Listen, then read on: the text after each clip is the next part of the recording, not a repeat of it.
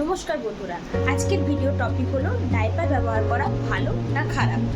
তো যারাই রিসেন্ট মা হয়েছে তাদের ডাইপারের ব্যাপারে একটা এক্সপিরিয়েন্স থেকে থাকবে। প্রত্যেকটা মায়েরই এখনকার দিনে প্রত্যেকটা মায়েরই ডাইপারে নিয়ে একটু অল্প বিস্তর হলেও এক্সপিরিয়েন্স থাকে। এবং নতুন মা হিসেবে আমি যখন ডাইপারের সাথে প্রথম পরিচিত হই, অর্থাৎ আমার মেয়ে হবার পর, আমি ডাইপার নিয়ে নানান রকম কনফিউশনে ভুগেছিলাম এবং প্রত্যেকটা আত্মীয় স্বজন, বন্ধুবান্ধব, ডক্টররা নানান পরামর্শ আমাকে দিয়েছিল এবং ডাইপার ব্যবহার করব কি করব না নিয়ে আমি নিজেও ভীষণ কনফিউশনের মধ্যে ছিলাম। সেই কারণে সবার কাছ থেকে এক্সপিরিয়েন্স নিয়ে, ডক্টরদের কাছ থেকে অ্যাডভাইস নিয়ে, গুগলে সার্চ করে, ইউটিউব ভিডিও দেখে নিজের একটা যে বেসিক যে ইনফরমেশনগুলো আমি জোগাড় করতে পেরেছি, বা আমি নিজের 10 মাসের মাতৃত্বের যে একটা এক্সপিরিয়েন্স, সমস্ত কিছু থেকে তোমাদেরকে এই ভিডিওতে আমি শেয়ার করব। তো ডাইপার ব্যবহার নিয়ে আমাদের মনে যে প্রশ্নগুলো থেকে থাকে, ডাইপার কখন ব্যবহার করব, ব্যবহার করলে কখন ব্যবহার করব। সেকেন্ড হচ্ছে যে ডাইপার কতক্ষণ পর পর ডাইপার ব্যবহার করব, মানে ডাইপার কতক্ষণ পর পর আমাদেরকে চেঞ্জ করতে হবে। থার্ড হচ্ছে যে কী ধরনের ডাইপার ইউজ করা ভালো, কোনটা আমার বাচ্চার সাইজ হবে, এই নিয়ে একটা মাদের মনে কোশ্চেন থাকে। ফোর্থ কোশ্চেন হচ্ছে ডাইপারের যদি পরার পর যদি র্যাশেস হয়ে যায় তখন আমরা কি করব। তো সমস্ত প্রশ্নের উত্তর আমি এই ভিডিওর মধ্যে দেওয়ার চেষ্টা করব।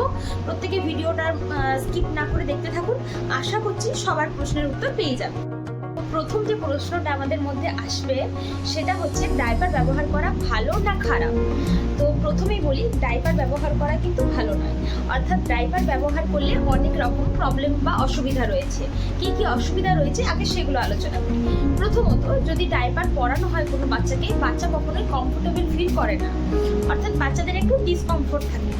তো একটা জিনিস ভেবে দেখবেন, আমাদের মেয়েদের যখন পিরিয়ডস হয়ে থাকে তখন যদি 4-5 দিনের বেশি আমাদের পিরিয়ডস কন্টিনিউ থাকে, তখন আমরা নিজেরাই কীরকম একটা অস্বস্তির মধ্যে ভুগি। অর্থাৎ কি না, আমাদের এই প্যাড পরে থাকতে ভালো লাগে না।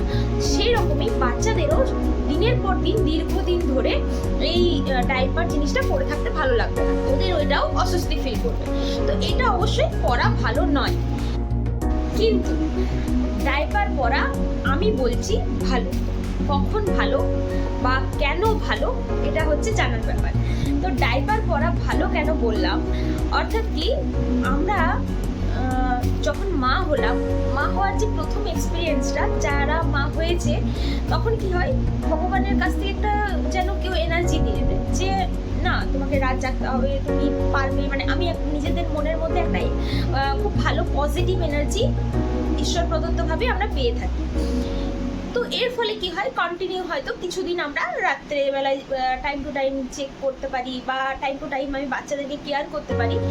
একটা টাইমের পরে আমাদের বডিও আমাদেরকে বলে যে না, তোরও একটু রেস্টের দরকার। তো তখন কি হয়, আস্তে আস্তে এরকম হতে থাকে, দেখবেন যে আমরা রাত্রেবেলা হয়তো কোন সময় ঘুমিয়ে পড়লাম নিজেও বুঝতে পারলাম না। তো এরকম সব মায়েদের ক্ষেত্রে হয়ে থাকে, আমার ক্ষেত্রেও হয়েছিল। এবং আমার মেয়ে তখন দীর্ঘ সময়ের জন্য ভেজার মধ্যে পড়েছিল। তো এই জিনিসটা থেকে আমি তখন শুরু করি চিন্তা ভাবনা যে এটা তো করা যাবে না, তাহলে ডাইপার এই টাইমে পরা ভালো। অর্থাৎ কি, বাচ্চা যদি ভেজাতে থাকে সেটা কিন্তু বেশি খারাপ ডাইপার পরে থাকার থেকে। তাই ডাইপার কখন পরাবো, যদি আমি আমার মেয়েকে ভেজাতে রাখতে না চাই, অর্থাৎ আমি যতক্ষণ আমি আমার বেবি টেক কেয়ার করতে পারবো, যতক্ষণ আমি সজাগ হয়ে আছি বা আমি ওর জন্য অ্যাক্টিভ হয়ে আছি, ততক্ষণ আমি ওকে ডাইপার পরাবো না। যখন দেখছি যে আমি আর হয়তো আমার ঘুম পাচ্ছে, বা আমি আর একটু রেস্টের দরকার, বা আদার্স কোনো কাজ আছে, তখন আমি ওকে ডাইপার পরাতে পারি। তো মেইনলি আমি আমার মেয়ের ক্ষেত্রে রাত্রের দিকে ডাইপার পরাতাম। এবার বলি যে ডাইপার আমরা তাহলে যদি পরাবই, তাহলে কখন থেকে পড়া শুরু করতে পারি, অর্থাৎ বাচ্চার বয়স কত হলে আমরা ডাইপার পরানো শুরু করতে পারি। সবাই বলি যে এই ডাইপার পরানোর কিন্তু নির্দিষ্ট কোনো এজ কোনোভাবেই বৈজ্ঞানিকভাবে দেওয়া যায় না। বিভিন্ন সমীক্ষার মাধ্যমে জানা গেছে যে ম্যাক্সিমাম বাবা মারাই আম্বিলিকাল কর্ড পরার পর থেকে ডাইপার পরানো শুরু করেছে, তার আগে কিন্তু নয়।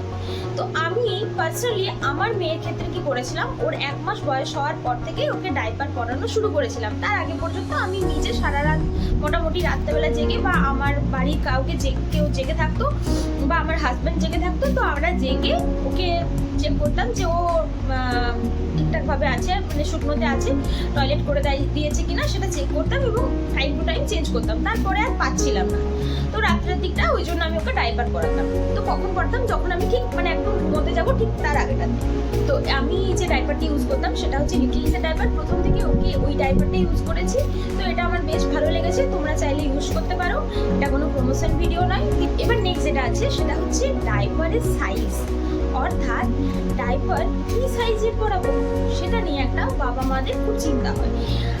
ম্যাক্সিমাম আত্মীয় স্বজনরা হয়তো বলে থাকে যে ডাইপার পরালে নাকি কোমর সরু হয়ে যায়, বা ডাইপার পরালে নাকি কোমরে দাগ বসে যায়, এই ধরনের নানান রকম কথা বলে থাকবে। আমিও এটা শুনেছিলাম, এবং এটার জন্য আমি কয়েকটা প্রোটেকশন ইউজ করেছি। যদিও এটা সঠিক কথা নয় যে ডাইপার পরালে কোমর সরু হয়ে যায়, তাও আমি সেটা করেছি আর কি আমার মেয়ের জন্য। ওর যতটা ওয়েট, সেই ওয়েট অনুযায়ী যেটা বড় সাইজের ডাইপার সেটা ইউজ করতাম। অর্থাৎ তোমাদেরকে একটু খুলে বোঝাই,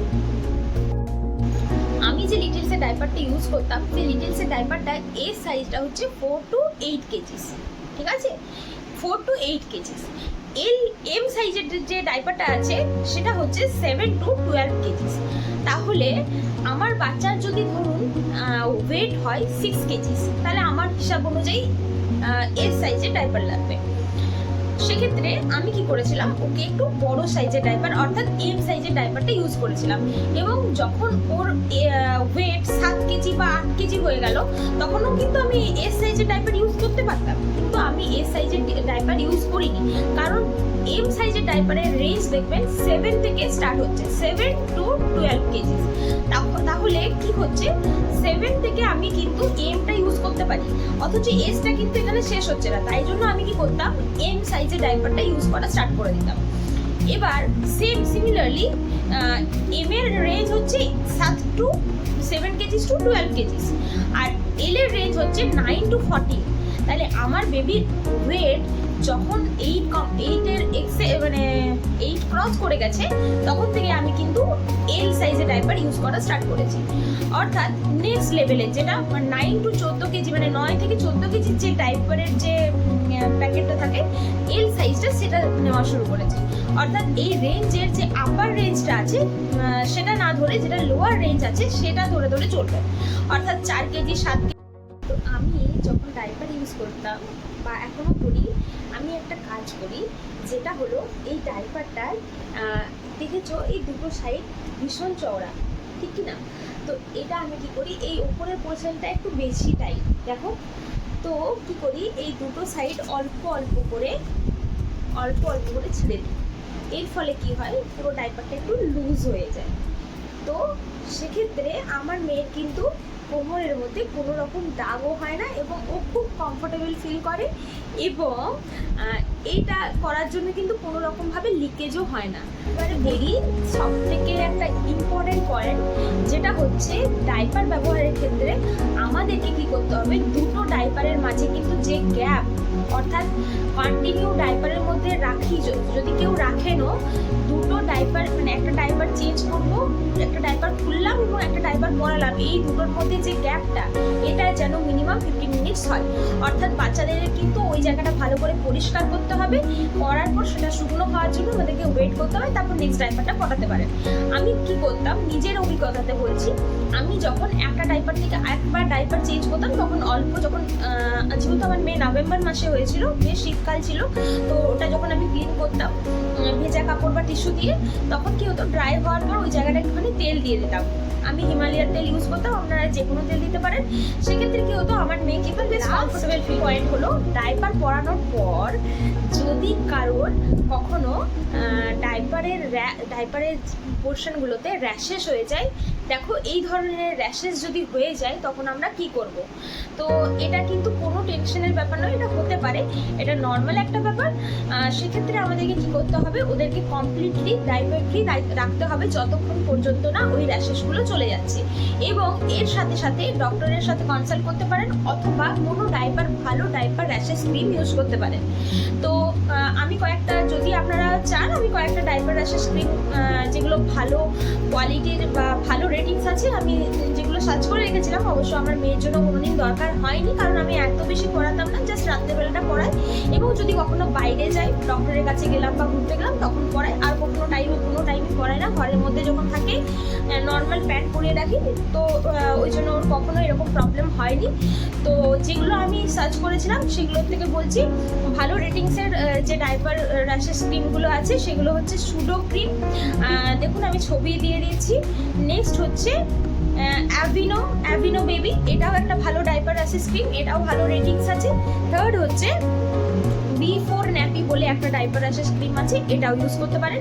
তো এছাড়াও কিন্তু ডক্টরের কাছে কনসাল্ট করে ডক্টর যে ডাইপার র্যাশেস ক্রিমটা দেবে সেটা ইউজ করতে পারেন।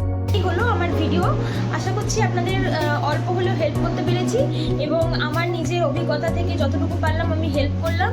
আর যদি ভিডিওটা ভালো লেগে থাকে অবশ্যই একটা লাইক করে দেবেন। আর নেক্সট কী টপিকে ভিডিও চাইছেন বা কোন টপিকের ওপর ভিডিও আপনাদের দেখতে ভালো লাগছে আমাকে একটু কমেন্ট করে জানাবেন। আর এমন অনেকেই আছে যারা আমার চ্যানেলটা সাবস্ক্রাইব করেনি অথচ আমার ভিডিও দেখছেন, তারা প্লিজ আমার চ্যানেলটা সাবস্ক্রাইব করে দিন। ভিডিওটি এই পর্যন্তই, দেখা হচ্ছে পরে একটি ভিডিওতে, ততক্ষণের জন্য টাটা।